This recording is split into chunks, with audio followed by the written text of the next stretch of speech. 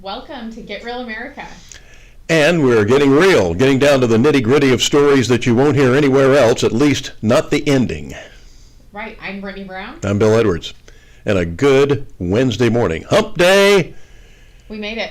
We sure did. Yep, Jazz Festival is underway here in Savannah. Weather's been pretty good for it. Yeah, and it started yesterday. Yeah, it started yesterday, and weather's been absolutely fantastic. It's interesting, Brittany, when we have these storms off the coast, and hurricanes come by, fortunately more than 400 or 500 miles away or more, the weather changes considerably. We get these nice sort of balmy breezes and clear skies, while unfortunately Puerto Rico has just been devastated, and the Turks and Caicos getting a lot of the things from Hurricane, is it Fiona? Fiona. Mm-hmm. Yeah, and then there's another one out there too. Yes, but I will tell you, the weather has been amazing. It feels like fall, which you don't typically get this early, I don't think, in Savannah. So. Even though fall starts officially tomorrow. Oh, I came out quickly. I know, we're 48 days until the election, which is crazy. The year has flown by.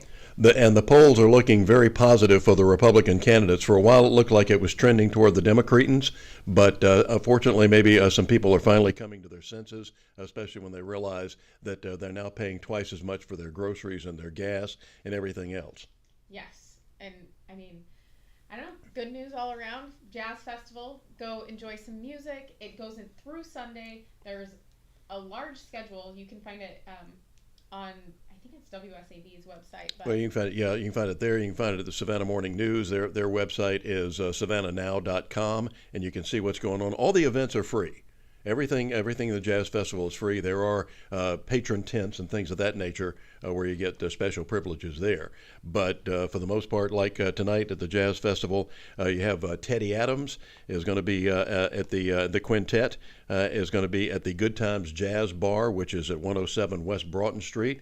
Then at Lucas Theater tomorrow night is going to be a big blues festival. And that's always fun. And the Lucas is an absolutely fantastic venue. Then there's all sorts of those Forsyth Park over the weekend, our big park there with the beautiful fountain, and goes through Sunday. yes. Going out and enjoy yourself. Yes. Will you be attending, Bill? Oh, can't miss it. I'm excited about it. I think I have not done a jazz festival before, so Well, this will be my first one. Welcome aboard. Thank you. I'm excited. We'll have to talk about it on Monday when we get back. So we'll give you some wrap-ups of that for the weekend. We also have a situation where people want to have a good time down at Tybee, our island. For those of you who are not familiar, might be not from Savannah, that's our beach. And the people who actually live there are not real happy about the increase in tourism, and I can see why. Yeah, they feel like their lifestyles really changed since the increase of people going to the island. I think 2020 helped with that because we did open up our beaches. It was great for tourism. But I will say, living on the island, that would be really difficult to deal with that influx, and also just the Airbnbs. They do cause a little bit of havoc. You have large groups of people coming in.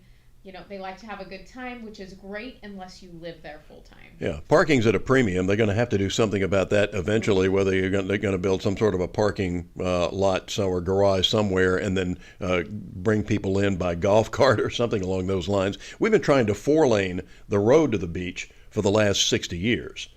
But we might kill too many fiddler crabs on the way to doing this, whatever it was. When we had the Olympics here back in 1996, they had was it 98? Whenever it was, time flies when you're having fun. Yes. We were supposed to have beach volleyball at Tybee, and they said because there was only one road access to it, if any emergency happened, they wouldn't be able to get people in or out. And so, of course, we've got the Coast Guard. We've got all sorts of, get them out by helicopter or something like that. But nevertheless, they moved beach volleyball up to Gwinnett County near Atlanta. Now, there was a beach there 64 million years ago.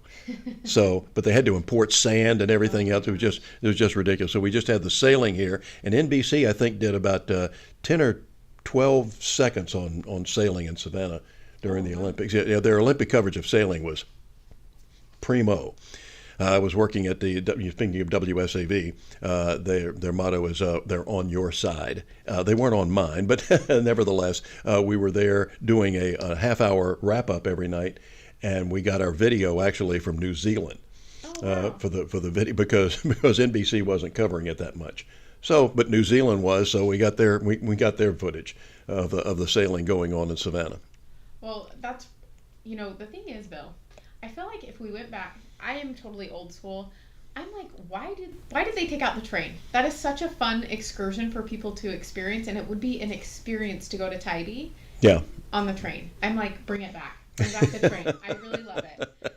There'd be a lot of infrastructure we'd have to do to go to the train. Yeah, once upon a time you had to take a boat to Tybee, just like kind of like Martha's Vineyard.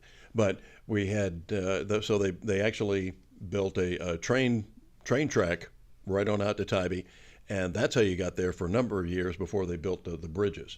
But what was so fun was the bridges that they built originally were the turnstile type bridges. So if you left here and you got caught by, let's say, 3 boats that were trying to come through those bridges, because there were 3 of them on the way out to Tybee. And if you got caught by any one of them, it took you a long time to get. If you got caught by all 3, it could take you 2 days to get to Tybee. Oh, geez. And then, of course, there's always the bridge breaking down when it was in the open position. Yeah, that's always fun. That's always fun. Well, I think that they've also put in some bridges. They're in the process of they're replacing one of the drawbridges out towards Tybee, and They are. They're building like the large bridges so the boats can fit under. Yeah, we're not having the last of our drawbridges is being taken down in at the original Highway 17 on the Savannah River in Port Wentworth which is the South Carolina Georgia line, going out to the Savannah, but that the Houlihan Bridge there is going to be replaced. They replaced all the bridges now to Tybee are big high. In fact, they had a big controversy over the one they just finished. It's kind of like if you've ever been on a roller coaster. Yeah, it's a pretty.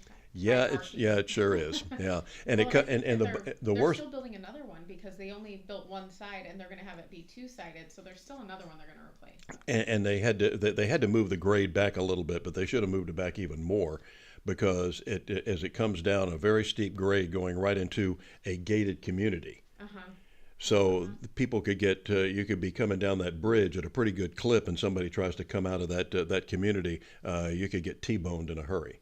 Yeah, sometimes things are dangerous, Bill. Yeah, they are. So but I would love to drive carefully. Yeah, I would love to see the train come back. I don't think it's going to happen ever, but no, it's not. Really fun. I would love for us to have a really first-class rail system in America. I always say if we built instead of all the trillions of dollars we've spent on the Great Society, we could have put in a first-class monorail system in this country. And I thought one of the things they could do with it is connect all of the major international airports. Oh, that would be fun. So if a plane so you say, all flights out of Chicago are grounded because of the weather, because of snow, you just put them on the monorail and you send them over to St. Louis. I like that. And they can fly out of there or something like that, So there's. It makes a lot of sense. Well, that's why we haven't done it. That's correct. Yes, sirree. And then, of course, that presents other problems with flights. Right. Well, the other thing that I think is interesting that I wish they wouldn't have taken out of Tybee is the Ferris wheel and all of that, because it used to be kind of just like this really big community atmosphere out there, and they kind of tore down a lot of that. So I think that one of the things that I'd love for Savannah to get, and this is becoming a trend just about everywhere, are those huge Ferris wheels, the big wheels. Yeah. You see them in London. You see them in London now. There's one. My wife and I have been on one in Myrtle Beach, and also Lost Wages. They are lots of fun. You get to see the area, and they're not eyesores by any stretch of the imagination. They're beautiful. They got lights on. Yeah, they got all kind of cool neon lights that light up different things, and maybe even the LED lights now that you can do so 1,000 things with. So I would love to see Savannah get one of those big wheels. Yeah, me too, Bill. Be really fun. So anybody wants to get a petition? Yeah, anybody wants to get a petition going? We're all in favor of it. Absolutely. There's one sad story that we have a body that was recovered in Daffin Park, which is one of our iconic parks here, and they've got a beautiful pond with fountains and things of that nature. But they did find a dead body in there yesterday. Yes, there is speculation that it was someone that was homeless. They did find some belongings outside of the fountain that he was found in, and he's an older gentleman, so they're still looking into it. They're still investigating just to make sure that they don't believe it was foul play, but they just want to ensure that that is true. And that pond's pretty deep because a buddy of mine and I decided to go swimming there one Saturday morning, and and after about 15 minutes or so, some officials arrived to tell us that we weren't supposed to be there. Not allowed, right? No, it wasn't. They were nice about it, but no uncertain terms. We found out you better not come back.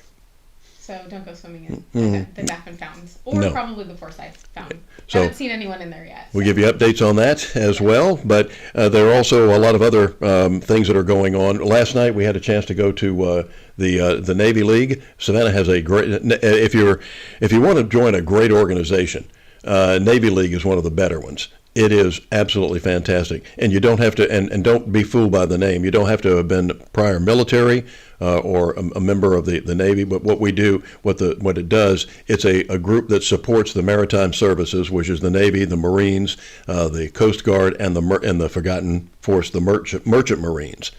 And we had a great presentation last night by a Coast Guard commander who is at Kings Bay, which is the home of our Trident nuclear submarines, just to the south of Brunswick, about 90 miles from here. And the great things that we learned when you go to these meetings and you have some of these military people, you sit there and scratch your head. Should I really know about this? We get some great presentations, sometimes audio visual.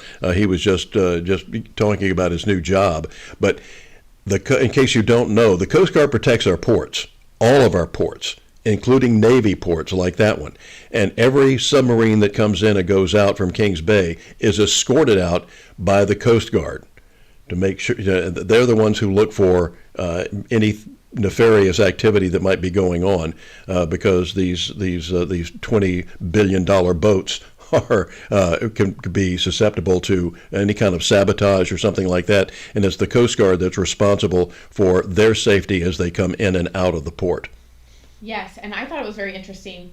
I am not from a military background, but a lot of the people in that room were, and so when they were asking him questions, I don't think that they're used to not being told information. Like, they were asking questions, and I was like, he can't tell us that. Mm-hmm. And there were things that he could not disclose, so I thought that was kind of interesting, but I'm sure asking those questions, they're used to being able to have some of that intel because they've been in the service. So very interesting, a lot of things that I learned, and you don't really think about how the Coast Guard works with the Navy and how that's, and with the ports. I don't think we realize how intricate it is. And so it's really good information. If you guys have the opportunity to go, I would definitely recommend it. It was my first time, and I was definitely impressed. Have a huge Coast Guard presence here in Savannah because of our port, which is becoming the fastest growing port in the country, if not the world. And they have to protect that with all the container ships that come in here. And we've just finished a harbor deepening project. So these big panoramic ships come in here that have the old cargo ships may have been able to accommodate something like 2,500 or 3,000 TEUs. Those are the big containers that you see on these ships. The new ones have 10 or 15,000. I mean, it is unbelievable.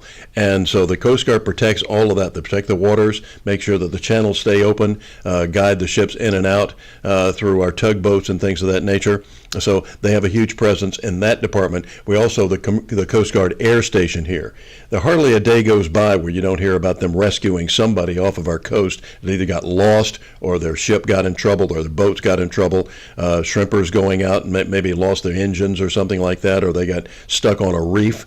Some tourists got out there and didn't navigate the waters properly, and tide going out, and suddenly hit a sandbar, and you're there for a long time. Yes. So just wait for the tide to come back up. and it's a plum assignment too, by the way. When the Coast Guard commanders, air station commanders come in here, usually they have their buddies when they found out that that was their next assignment, said, "Who do you know at the Pentagon?" Because it is a plum assignment, because because we're also part of Sector Charleston. So it's a huge assignment, and these people do glorious work. I can remember when the HMS Bounty sunk in a hurricane about 12 years ago off of the North Carolina coast. This wasn't Sector Savannah, but it was up around the Cape Canaveral, not Cape Canaveral, Cape Hatteras. And I did an interview, doing a morning radio show at the time, did an interview with the Coast Guardsmen who went out there and rescued those people. They got everybody but one crewman and the captain. And they said, well, yeah, we went out and picked them up in our helicopter. Then I saw the special on the Weather Channel. They didn't just go out there. They're flying helicopters in a hurricane, picking these people up out of the water, saving them, including one of them was the daughter of a Savannah alderwoman. Oh, wow. Who survived, fortunately.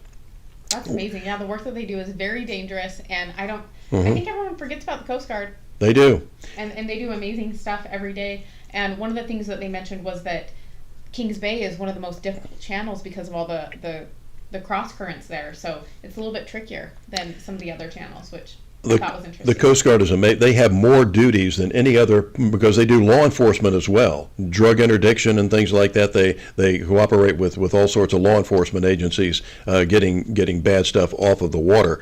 And here's the amazing thing is, now these numbers are a little old, but just put this in perspective. The Coast Guard's budget, as of about 5 years ago, was $10 billion a year. Money well spent. $10 billion for the entire Coast Guard worldwide. Now, if you think that sounds like a lot of money, put this in your pipe and smoke it, as my mom used to say. The budget for the New York City subway system is $13 billion. That's crazy, Bill. Okay. Worldwide Coast Guard, $10 billion. New York City subway system, $13 billion. What's wrong with this picture? In fact, we talked to one of they finally have upgraded a lot of Coast Guard equipment, but I talked to one admiral a few years ago who said he was in the Coast Guard for 20 years before he served on a ship that was younger than he was. give you an idea. Yeah. That's crazy. So, hats off to the Coast Guard. My father served honorably, and my stepfather served honorably in World War II in the Coast Guard, and a big salute to all the Coasties. But thanks for what you do. Yep, go join the Navy League. They're, looking for new members all the time. So it was a very interesting presentation, and I think that you will learn a lot by going. Fantastic organization, and it doesn't cost a lot. It's like $50 a year, $55 a year to be a member of the national, and then you like $25 a year to be in the local. So and then of course and then we have wonderful dinners once a month for $25. Can't beat it. Yep. Then you get great. And if ships, by the way, when ships come in here for port of call, you get to go on the ship. Oh, that's fun. So it's really neat. Worth it. That's just worth it in just itself. For that. Yeah. Yes, absolutely. All right, this is Get Real America. We're going to get real next about. We're going to be talking about Brain Aneurysm Awareness Month when we get back. That's on the way.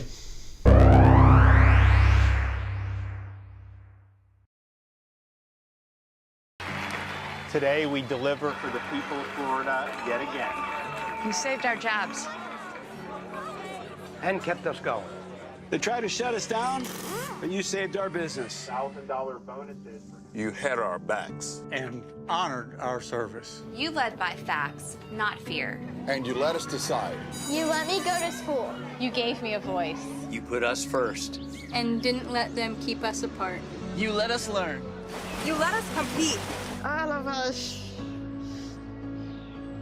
You protected our right to worship together in person. And you raised our pay. You protected our waters. And kept Florida beautiful. When they attacked you, you didn't cave. You stood strong for Florida. Thank you. Thank you. Thank you, Governor. Gracias, Gobernador DeSantis. Thank you. Thank you. Thank you. Thank you, Governor DeSantis.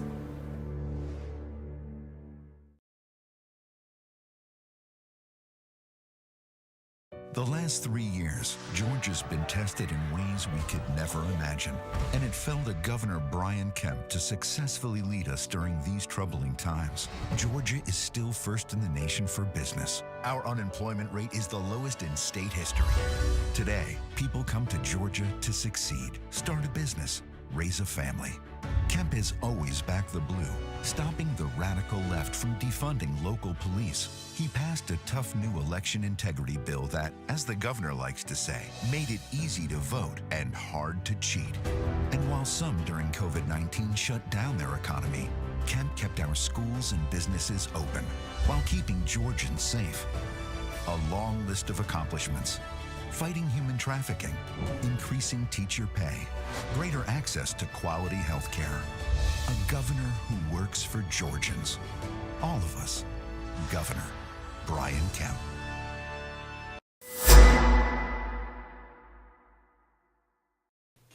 My fellow Americans, it looks like some things have changed. Are we doing a good enough job teaching our children what America is and what she represents? You want an abortion? Get one! Younger parents aren't sure that an appreciation of America is the right thing to teach modern children. We're not going to make America great again. It was never that great. When I drive into a neighborhood and there are American flags, it's a message of white supremacy. I'm warning of an eradication of the American memory that could result in an erosion of the American spirit. We need to completely dismantle the police department. If we forget what we did, we won't know who we are. We've got to do a better job of getting across that America is free, and freedom is special and rare. Freedom of speech, freedom of religion, freedom of enterprise. As long as we remember our first principle and believe in ourselves, the future will always be ours. Ours was the first revolution in the history of mankind that truly reversed the course of government, and with three little words: we the people. We the people are free.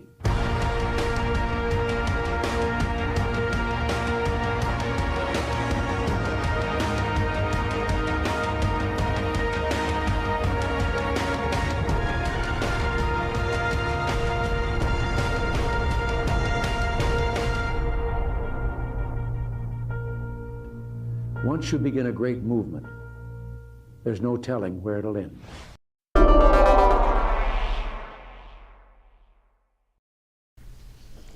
Welcome back. This is Get Real America. I'm Bill Edwards. I'm Brittany Brown. Glad to have you aboard on this Wednesday. Here it is, Hump Day. Glad to have you with us. Absolutely. It's already been a long week, Bill. I feel like it's like okay. I feel like it's Friday, but it's not.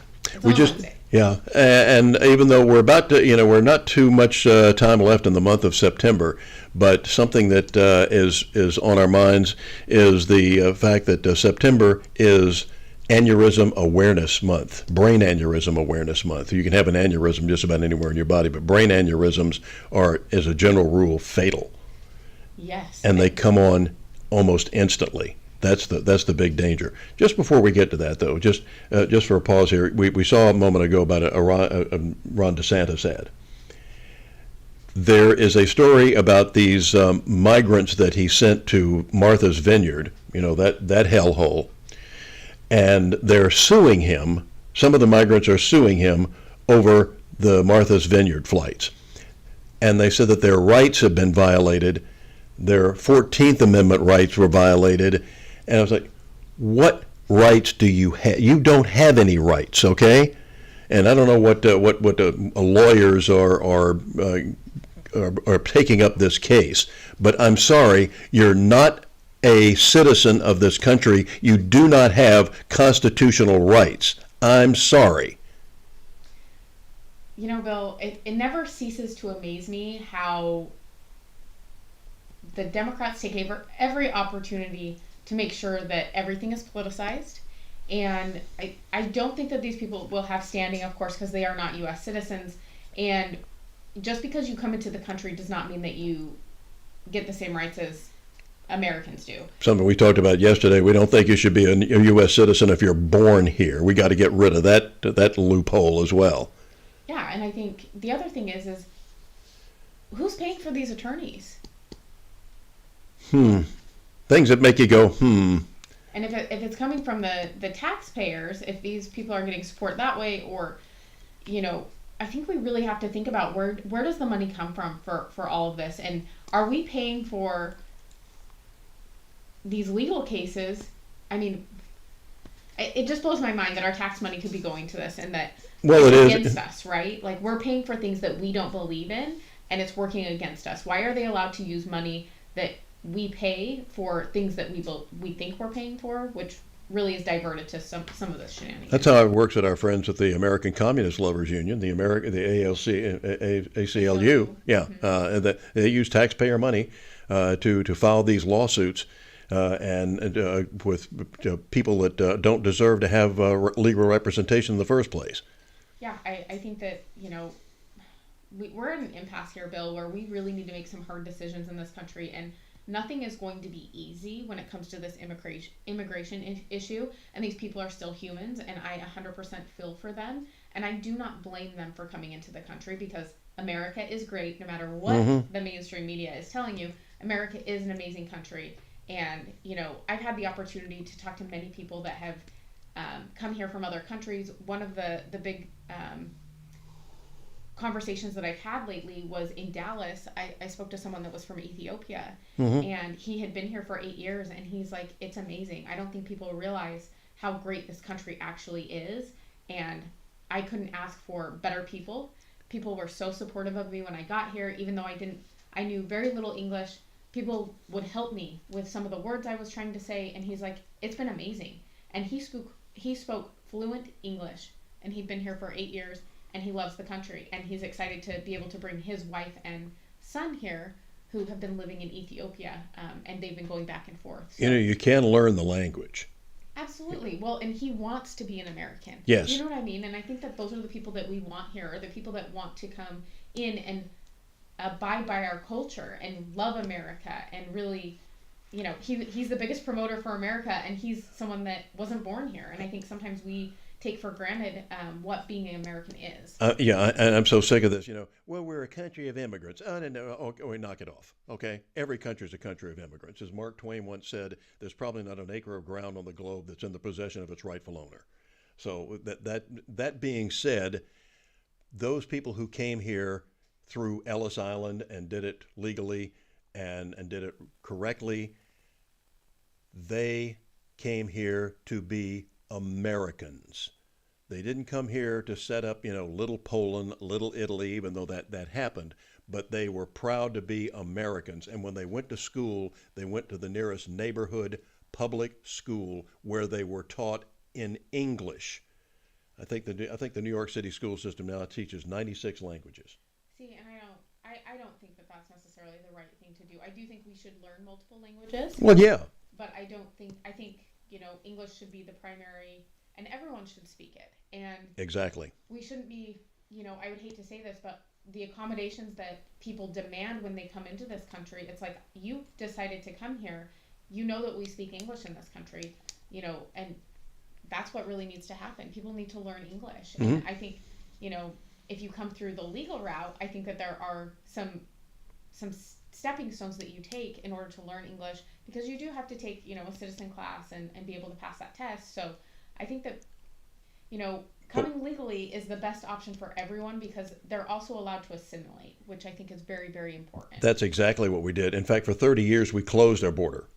30 years we closed our border because we wanted that assimilation, what we used to call the great melting pot. And now we don't have that.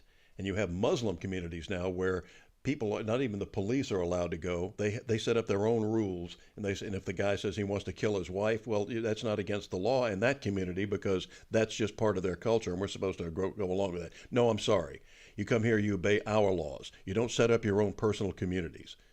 So that being said, this being Brain Aneurysm Month, there's the running broad jump. That was a broad jump, Bill. Yeah, but so let's. I want to get to this because you may have known somebody that had one. It is rare to run into somebody that's not had not been affected by someone who had a brain aneurysm, died from it, or was severely injured because of it. And my grandfather, my dad's dad, and I never knew. He died about 10 years before I was born of a brain aneurysm. My mother died of a brain aneurysm. And this is Brain Aneurysm Awareness Month. Just this past weekend on Sunday on Fox News Channel, Eric Shawn had a gentleman on who has started something called the Lisa Foundation. And it is to fight brain aneurysms and to make you aware of the symptoms. This is how it went. Well, September is National Brain Aneurysm Awareness Month. And our next guest has dedicated his life to try and fight and deal with brain aneurysms. Todd Crawford. His wife, Lisa Colagrossi, was a beloved reporter at Channel 7 ABC News here in New York City when in 2015, at 49 years old, she suffered a brain aneurysm while she was on a news assignment for WABC Channel 7, and then she died. Todd then started a foundation named for her, the Lisa Foundation for Brain Aneurysms. You can go to it at thelisafoundation.org. Todd Crawford left with his two sons, and he now joins us. Todd, always good to see you. As you know, my heart goes out to you. My mom died of a brain aneurysm when I was 14 years old. Tell me, why were you so inspired to go beyond just grief and honoring Lisa's life, but helping others by starting the foundation? Because, Eric, brain aneurysms are one of the leading silent killers in this country when it comes to medical conditions. There is a great lack of understanding and knowledge about them, what they are, who they affect. And frankly, the statistics, the numbers are staggering. The brain aneurysms affect up to 15 million people in the U.S. That's 1 out of every 20 people. There are 40,000 ruptures a year. Of those who rupture, 75% result in death or permanent disability. Women, particularly if you're between the ages of 40 and 60 years old, are 50% more likely to develop one in their lifetime. Hispanics, African Americans, somewhere between 25-30%. So this is a condition that, like diabetes, breast cancer, heart disease, that men, women, families across the country need to know about. Are we doing enough? Is the medical establishment, the government doing enough for it? Nobody's doing enough. I mean, frankly, there's a lot of blame to go around. I think there have been a lot of people who've been passive in this industry and understated the significance and prevalence of this condition for a very long time.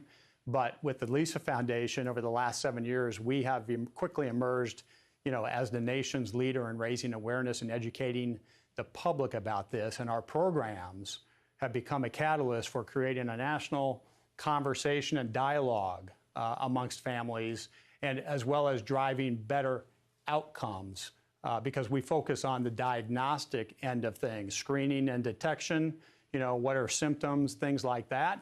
And therapeutics do exist, but there needs to be more focus and emphasis on the diagnostic end of things. You have the symptoms on the website, lisafoundation.org. Let me read you some of the symptoms now. There is the worst headache of life is the main symptom. You also have sensitivity to light, stiffness of neck, sharp pain behind your eye, blurred double vision, numbness in your face. There's a gunshot or a boom kind of noise that only you hear, a drooping eyelid, nausea, and vomiting. And now you're focusing, though, this year on the worst headache of life. How do you know versus like a regular headache? So that's a great question. And what I want your viewers to know, and everyone around the country, about the symptoms is that they are a sudden onset, every single one of them. So remember, SOS, the International Distress Signal, sudden onset symptoms.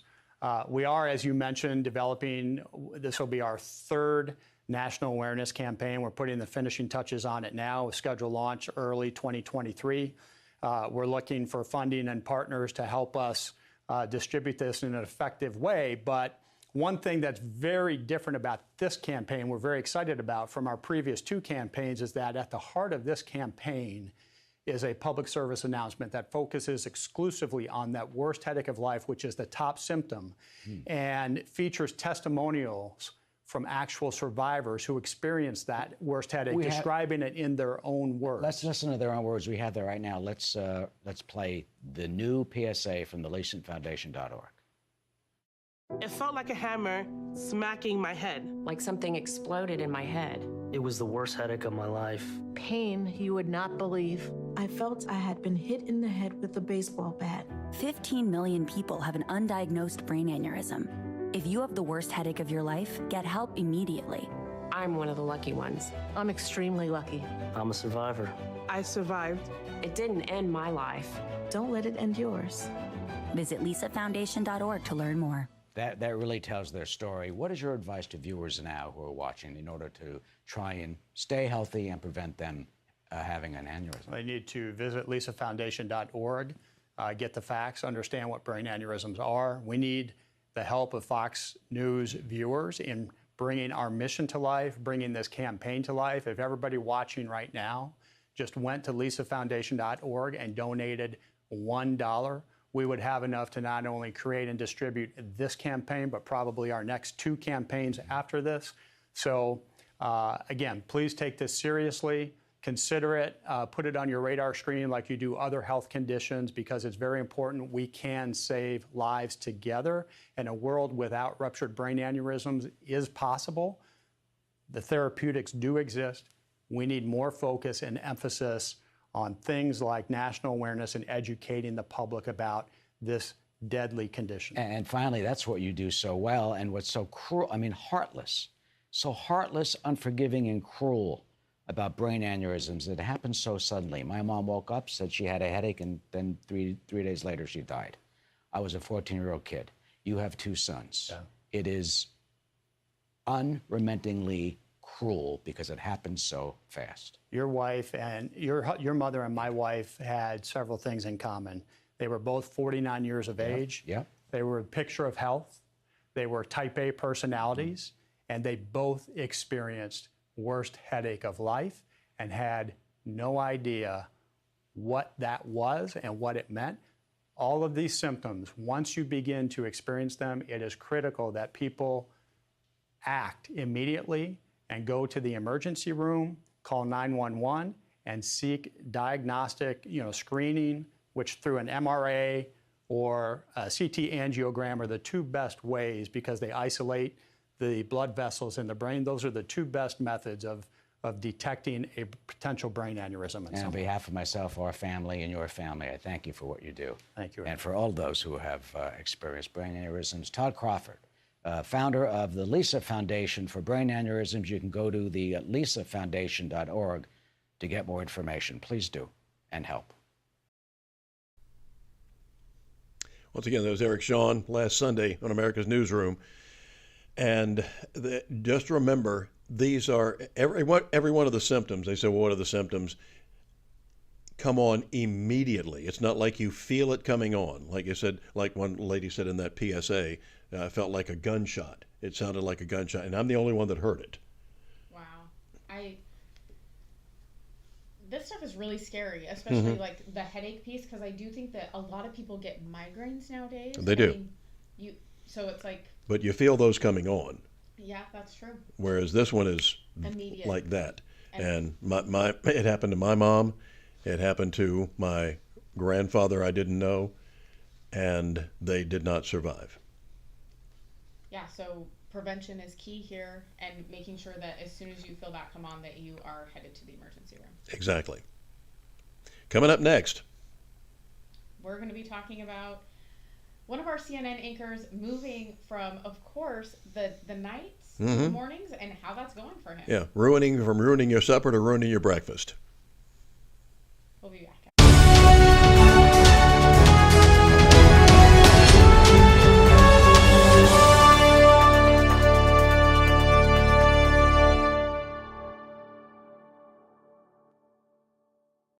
Reckless spending, driving up inflation, higher prices that hurt Georgians. I'm trying to save $2, and Senator Raphael Warnock votes to spend almost $2 trillion. $140 to fill my truck. And Senator Warnock voted to allow $140 million to be spent building a resort in Florida? $15 for burgers.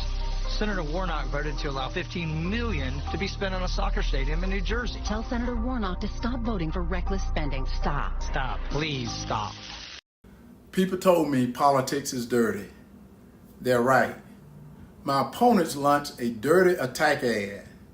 They dug up an old video and took it out of context. My opponents think they're hurting me, but I'm glad they did this ad because it gives me an opportunity to end the stigma around mental health. Here's the truth. My ex-wife Cindy and I are good friends, along with her husband and my wife. And I am grateful for all the support Cindy gave me during the hardest time of my life. I came forward back then in an effort to save lives and to help people who were struggling. We need to end the stigma around mental health. Let me say this to anyone watching, all the veterans and people who are suffering. Your life has value. There is hope, and you're not alone. I would rather listen to a friend talk about his struggles than to go to their funeral. That's why I wrote my book about my life. But my opponents, they don't care about the truth. The fact is, Senator Warnock can't talk about his accomplishments. He's failed Georgia, so he and his friends will lie and deceive. We're going to fight back with the truth, but I need your help. I'm asking everyone to go to teamherschel.com and help me fight back with the truth. God bless.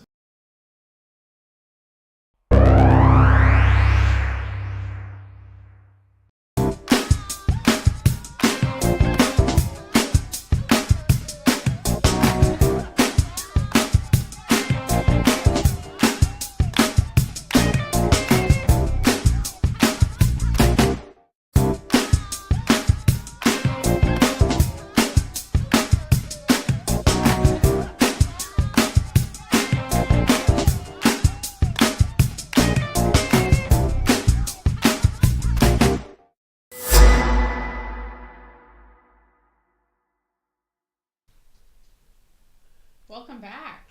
I want whatever she has.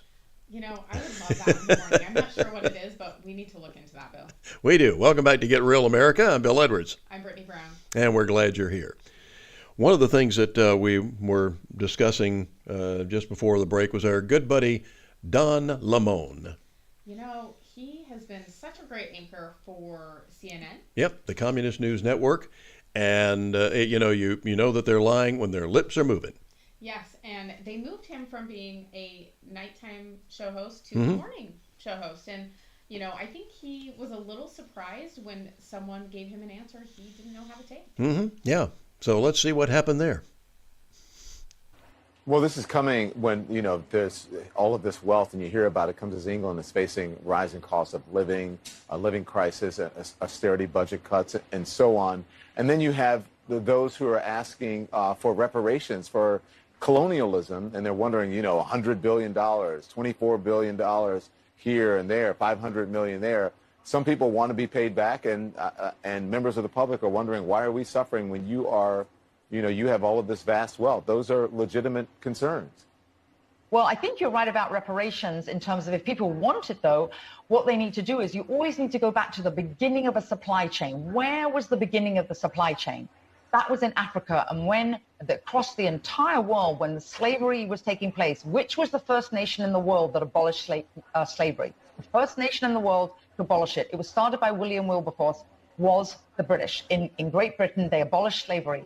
2,000 naval men died on the high seas trying to stop slavery. Why? Because the African kings were rounding up their own people. They had them on cages waiting in the beaches. No one was running into Africa to get them.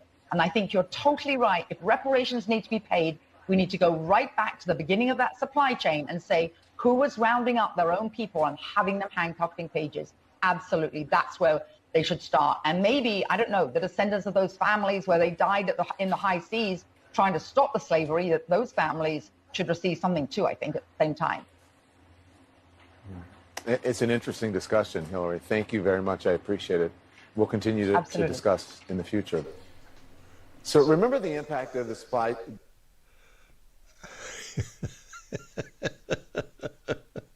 Well, Bill. Have you ever heard the expression, deer in the headlights look? You just saw Exhibit A. I don't think he expected that. No. Oh, get reparations from black people in Africa? Yeah, I think she was brilliant in the way that she delivered that. Yeah. She walked through it very eloquently. And, you know, the fact that she said, you know, maybe the people trying to save the slaves, maybe they should get reparations too from Africa. Yeah. The big question, Brittany, about who gets paid? Where does this money go? For example, you know, it's like this defund the police thing. We'll have this extra $1 billion to spend on these wonderful social programs that have been so successful in the past. You know that. Where's that money gone? when the mayor of New York City is having a cow because Governor Abbott has sent a few hundred immigrants, illegal immigrants up there, and they're demanding reparations. They're demanding money from Washington. That's you and me, tax dollars, and also National Guard. Where's that $1 billion they cut from the New York City Police Department? Why don't they use some of that money? So who gets these reparations? Well, here's the thing, Bill. I think we need to get to a point where we recognize, number one, slavery, it was everywhere. It wasn't just this country that had slaves. And you know what? We did fight the Civil War, and we did the right thing and abolished slavery. And the interesting thing is slavery actually impacted blacks and whites because people could get free labor with the slavery, and so whites weren't able to get wages to live. Mm-hmm. And so it was not good. Slavery all around was not good for anyone unless you were the one that had the money, or had these plantations. So I think people also need to recognize that there's more to the story than just there was slavery. However, it impacted a lot of people in different ways, and we did the right thing. We abolished it. And I don't know about you, Bill, but I never owned slaves. My great-grandparents didn't own slaves. Nope. I wasn't alive for that, and I think it's a horrible thing that happened. I think we need to recognize that. However, we still have modern-day slavery here in China, and there's still slavery in Africa. Yeah, so I think that recognizing that we are a country that learns from the bad things that we do, we try to make it right, and we move forward.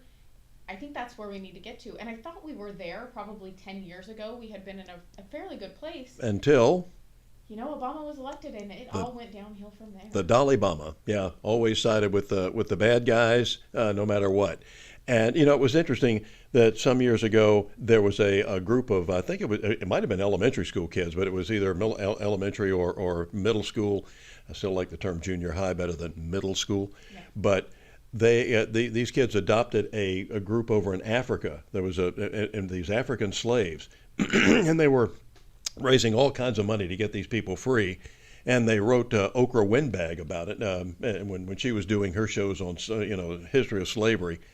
Couldn't get on the show. Wow. Because these were slaves owned by and run by other black tribes. So consequently, Oprah wasn't interested in that story. Well, and I think that that's also the thing that is a huge problem in all of media right now is the narrative building. And if it doesn't fit my narrative, I'm not going to talk about it. So I will only talk about things that fit what I want you to believe or what I want you to think. How much are the Jews owed by the Egyptians? You read the Old Testament, Genesis. Weren't the Israelis, the Israelites? Weren't they slaves? Weren't they white? And they were slaves in where? Egypt. Egyptians are people of color. So slavery has been something throughout history. But when you say reparations here, who gets the money? Well, that's the other thing. Are you can't really, the lineage is too complicated, I think, for us to even determine. Do we do DNA tests? Do we start digging up slave graves, these slave graveyards, and start doing DNA tests on people? So here's the thing, Bill. I think that we need to stay away from a lot of these genetic testing because that's going into a bank somewhere, and what are they using it for? I don't think I want to know. I think we should know, but the 23andMe and all of that stuff, that it's going into a large database, and I think that people didn't really think about what the repercussions of that are going to be. But yeah, if you've read any of Robin Cook's novels, he's a physician himself, but he has written these books about dangerous science of that nature, whether it's taking kids and turning them into birds or whatever it is. It's frightening. Yes, and we're going to do a more in-depth analysis on that kind of stuff in the future, just because it is. I think it's going to be a big issue in this country coming up quickly based on some of the actions that the Biden administration is currently taking. But we'll get to that probably in the next couple weeks. So, but like you said, if somebody's just in fact, one of the great talk show hosts of all time, he called himself the Black Avenger, Ken Hamblin, who retired a few years ago. Had a chance to meet him and hear him speak in person at Hilton Head some years back. Had a great afternoon talk show, radio talk show. And he said, I came here from, he said, my parents were, he's a first generation American, but he said, we came from the West Indies. He said, I wasn't any part of the Civil War era slavery. So, but you look at him and you say, oh, black, African American. No, he wasn't. But they would say, okay, well, you deserve reparations. He said, no, I don't. I wasn't here. My parents weren't here. We weren't slaves here. Yeah, I think that, I think this idea it's used to divide people, like everything, right? And so I think coming to the conclusion that, it was something bad that happened, we need to move forward and we need to do what's right for, this time, this period of time. And that's coming together, that's uniting, that's making sure that we're not buying into these narratives that they want us to believe. Like, I don't hate anyone. We need to get back to the United States of America, teaching kids about their white rage or something along those lines, and that the Black Lives Matter movement. Black lives only matter to those people if they're shot by the police. Yeah, or if they're taking millions and millions of dollars from that organization and buying mansions in California. Yeah, very nice. Yeah, I think that they're actually, they got taken off of the Amazon donation list for charities. Yeah. Amazon did something positive? Well, I think that the backlash that was coming from that and that we're still going to see moving forward, because what they did was criminal. They never gave any of that money to any of the families that it should have went to that really, probably deserved the money based on, some bad things that had happened. They took the money and fraudulently, and they bought these $1 million homes. And where's all the auditing that goes on? I think they are being audited right now. Well, it's about time, because they certainly want to go after Donald, auditing everything that Donald Trump did from the time that he was in high school. Yeah, I mean, that's the other thing. Sometimes live and let live, people. Like, get over stuff. Like, come on, we need to move forward. I'm kind of just. I think a lot of people are just tired of the divisiveness and just not being able to live a normal life anymore, because everything is so politicized, and I mean, everyone's so aggressive about everything. It's really hard to sometimes enjoy things, Bill. And I will lay a lot of the blame at the foot of our public schools, because there's nothing in the Constitution saying that we have to have a public school system. One of the big arguments for it was, well, we can teach patriotism. We can help unite this country through our public school system, and have this great outpouring of love for America. And just the opposite has happened. When you see students, I believe there was some students at the University of Florida several years ago that had to file a lawsuit to put American flags in their classrooms. And they are taught that this is, we stole this country from the Indians and from the, no, we didn't. Who did they steal it from? Because they weren't indigenous, as we keep hearing. They've been here a long time, but they weren't here originally. Well, I also think that, like you said earlier, the original land that was owned by someone is no longer owned by those people. And, people are still doing, these takeovers. You see Russia and Ukraine. It's all over land. My wife and I checked off about 3 years ago, we checked off the bucket list of going to Mount Rushmore. And I love South Dakota. God, we were traveling around it, just beautiful, breathtaking views. And that's the Black Hills up there, and you have the Indian tribes that they say were the indigenous tribes, and they say how sacred that land is to them. But the tribes that live there took over actually conquered another tribe that was there before, and now they claim that is their land. And okay, that's fine, but you weren't the original ones. Yeah, it's human nature, right? And it absolutely is. And if the New York Times wants to keep talking about reparations, they should give the land that their building's on back to the Indians. I'm just saying. Yes. Love to see that happen. I don't think it will. All the junk jewelry that they got from the Dutch when they came over here, because originally it was New Amsterdam and not New York. Yeah, the hypocrisy is just... runs rampant. It sure does. And, I think that we'll see how long Don Lemon lasts at CNN. I don't know that the morning anchor job is really for him. But... One of the excuse me. One of the things that disturbs me so much, and I do not infer that I am complaining about how much money somebody makes.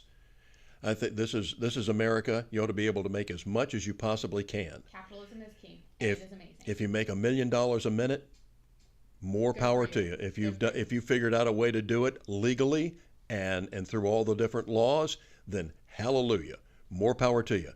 I wish I were your best friend. However, the money that they pay these people to be wrong is unbelievable. Don Lemon, the last time I checked, makes over $600,000. Rachel Madcow Disease at BSDNC just signed a new contract. I think her new contract was $32 million. And I think she's only doing one show a week now. Is that right? I believe so. Well, what do you want for $32 million?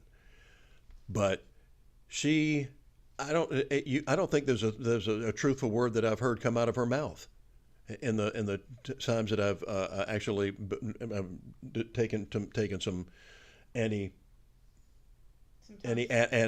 medicine to keep from throwing up. Listening to her when she told everybody, "You get that vaccine, you get that Fauci ouchie, and you're not going to get COVID, nor is anybody else around you. It's going to go away like that." Yep, it was a lie. And 32 million, folks. And where is this money coming from? I mean, it comes from their advertisers.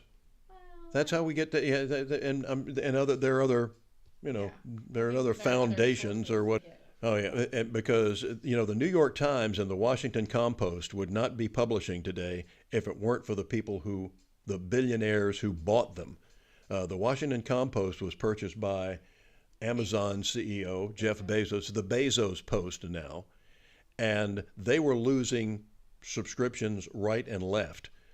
They were dropping advertisers right and left because people weren't buying the paper anymore or subscribing to the paper or reading the paper online or anything else. And Bezos bought it. The only reason the Washington Compost is still being published is because of Jeff Bezos' money. The only reason the New York Slimes is still being published is because of the George Soros groups that have purchased that publication. That's the only reason. And BSDNC, the only reason they exist, Microsoft, Bill Gates started that, and it is his money that keeps it artificially propped up. And they're paying these people through the roof for being wrong. Imagine how much they'd be worth if they actually were correct. And when you see, and even the alphabet networks, the Arab Broadcast Channel, ABC, has got the The View on every morning. And your IQ. There's no way that they have a huge viewership. There's no way. But please don't watch it very much because your IQ will drop numerous points. These women are wrong about everything. They make up stuff. When Whoopi Cushion was up there saying that Dr. Jill Biden is such a wonderful doctor when Biden first got elected, she said she ought to be the Surgeon General. She's not a doctor. Yeah, it's not a good idea. She isn't a physician. No, she shouldn't be the Surgeon General. Shouldn't be the First Lady either, but she certainly shouldn't be the Surgeon General.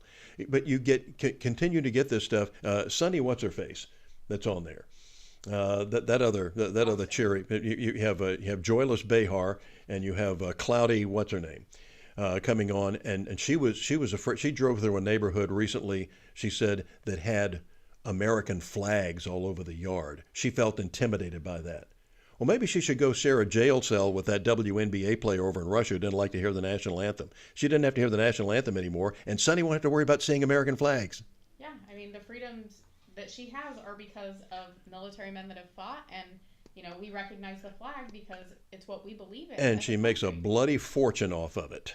Yeah, and that's the other thing. Quit watching these shows, quit supporting these people, and I'm hoping that they'll eventually go bankrupt because they're not going to have a lot left. I think that a lot of the streaming services have taken over, shows like this one, YouTube, Rumble. I think that those are kind of the new way of the world. So hopefully we'll see in the next 5 to 10 years the media really, really make a drastic change and those organizations not really being able to exist. unless we keep having Bezos and Bill Gates keep funding them. So those of you who are on the right that have deep pockets, start stepping up.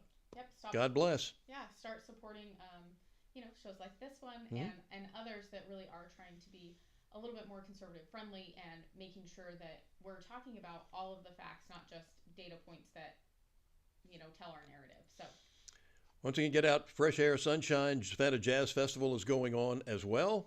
Yes, and we will. It out. Yeah. Let us know how you guys enjoyed it and the things that you did this week. We'll have a wrap next week. We'll see you tomorrow.